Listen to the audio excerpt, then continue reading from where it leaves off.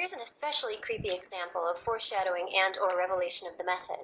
I bought this magazine back in 2012 off of eBay because it's David Rockefeller, the man who more than anyone made sure that the Twin Towers got built so that he could destroy them with people inside. And it's shortly after construction began, so I thought there might be some interesting, sneaky revelation of the method style language in the article. Then I noticed that he has the hands of his quite visible watch set at 9 and 11. I always felt like there must be more to this cover, but it took me 3 years to figure it out. As you can see, he's sitting in the window of his office in 1967, 8 months after the groundbreaking for the building of the World Trade Center, with the hands of his watch set at 9 and 11, like I said. 9 and 11 on clocks was one of their favorite ways to foreshadow the upcoming date of their mass murder. They did this in many movies, television shows, and even commercials in the lead up to 9/11. Either the hands are pointing almost exactly at 9 and 11, or it's 11 minutes after 9.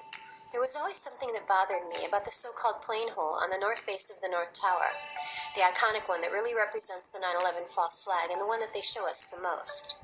I knew it was an important shape and angle for Rockefeller, and he knew well in advance exactly what he was going to make sure that it looked like.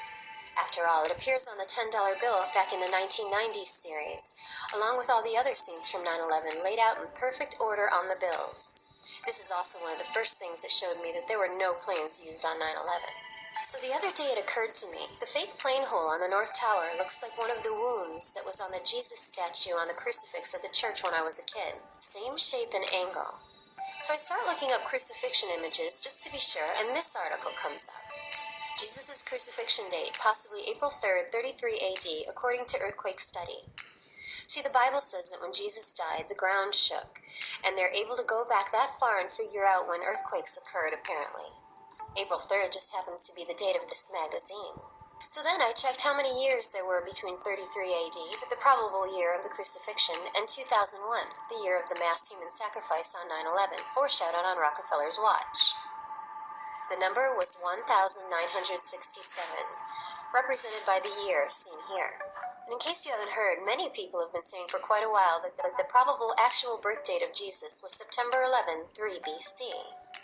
On that date, Jupiter, the king of the planets, collided with Regulus, the regal star, in Leo, the king constellation. I'll link to a much more thorough explanation below, but to me, it's one of those things that make a lot of sense. And after studying these people for a while, it's exactly the type of thing they like to do. Take something pure and important to a lot of people and twist it and pervert it. Have the sheep celebrate the birth of Christ on the wrong day, coinciding with a pagan holiday, actually. The very word Christ Mass does not mean the birth of Christ, but in fact his death. So they take the date, 9/11, and corrupt it into something that in our minds signifies emergency, and make the actual day into a day of terror and sadness and mourning. And this is just the creepy member of their club that would enjoy gloating about it.